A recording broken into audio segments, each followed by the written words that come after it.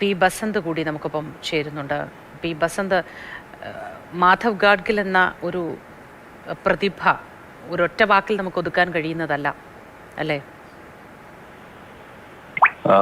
ഇന്ന് പുലർച്ചെയാണ് മാധവ് ഗാഡ്ഗിൽ അന്തരിച്ചിരിക്കുന്നത്. പശ്ചിമഘട്ടത്തെക്കുറിച്ച് ഇത്രത്തോളം ആഴത്തിൽ പഠനം നടത്തിയ മറ്റൊരു പരിസ്ഥിതി ശാസ്ത്രജ്ഞൻ ഉണ്ട് എന്ന് നമുക്ക് പറയാൻ കഴിയില്ല. ഗ്രാസ് റൂട്ട് തലത്തിൽ അല്ലെങ്കിൽ ഏറ്റവും താഴെ തട്ടിൽ ഈ പരിസ്ഥിതി സംരക്ഷണം എന്നുള്ള ആ ഒരു സന്ദേശം എത്തിച്ച ഒരാളാണ് മാധവ് ഗാഡ്ഗിൽ എന്നുള്ള കാര്യം നമ്മൾ മറക്കരുത്. പശ്ചിമഘട്ടത്തെക്കുറിച്ച് അദ്ദേഹം തയ്യാറാക്കിയ 2011 റിപ്പോർട്ട് ഏറെ ചർച്ചകൾക്കും വിവാദങ്ങൾക്കും ഒക്കെ വഴിവെച്ചതാണ്. പക്ഷേ അതിപ്പോഴും നടപ്പാക്കിയിട്ടില്ല എന്നുള്ള കാര്യം കൂടി നമ്മൾ അറിയണം. പശ്ചിമഘട്ട മേഖലയിൽ വലിയ തോതിലുള്ള അടിസ്ഥാന സൗകര്യ വികസനങ്ങൾ, അതോടൊപ്പം തന്നെ മറ്റ് പ്രവർത്തനങ്ങൾ, ഇതെല്ലാം തന്നെ വലിയ തോതിലുള്ള ദുരന്തങ്ങൾക്ക് വഴിവെക്കും എന്ന് വലിയ വ്യക്തമായ മുന്നറിയിപ്പ് നൽകിയ ആളാണ് മാധവ് ഗാഡ്ഗിൽ എന്നുള്ളത്.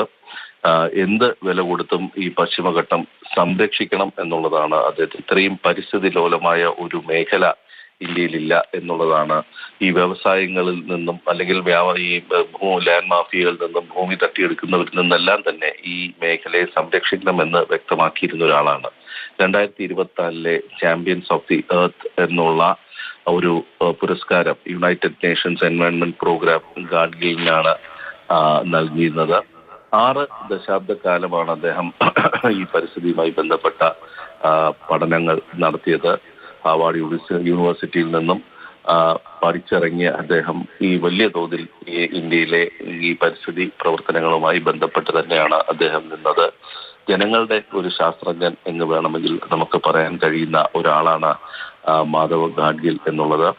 അദ്ദേഹം 2021 ഒരു അഭിമുഖത്തിൽ പറഞ്ഞത്, ഇത് ഒരു യാദർച്ഛികമായല്ല പശ്ചിമഘട്ടത്തിൽ ഇത്രയും വലിയ ദുരന്തങ്ങൾ നടക്കുന്നത് എന്നുള്ള കാര്യം നിങ്ങൾ മനസ്സിലാക്കണം എന്നുള്ളതാണ്.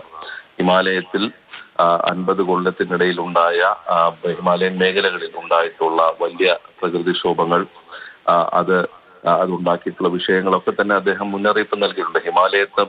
പശ്ചിമഘട്ടത്തെക്കാൾ വളരെ ലോലമാണ് ഹിമാലയൻ മേഖലകൾ എന്ന് അദ്ദേഹം മുന്നറിയിപ്പ് നൽകിയിട്ടുള്ള ഒരാളാണ്. ഹിമാലയൻ മേഖലകളെ, അത് പശ്ചിമഘട്ടം എന്ന് പറയുന്ന വോൾക്കാനിക് നിന്ന് വരുന്ന ഒരു മേഖലയാണ്. പക്ഷെ അതിനേക്കാൾ ദുർബലമാണ് ഹിമാലയൻ മേഖലകൾ എന്നുള്ളതാണ് അദ്ദേഹം പറഞ്ഞിട്ടുള്ള. വലിയ തോതിലുള്ള ദുരന്തങ്ങൾ ഇനിയും വരും. അവിടെ ഇത്തരത്തിലുള്ള വലിയ അടിസ്ഥാന സൗകര്യ വികസനങ്ങൾ, അതായത് തുരങ്കങ്ങൾ, ദേശീയപാത വികസനം തുടങ്ങിയവയൊക്കെ വരുന്നത് എന്നുള്ളൊരു മുന്നറിയിപ്പാണ് അദ്ദേഹം നൽകിയിട്ടുള്ളത് എന്നുള്ളതാണ്.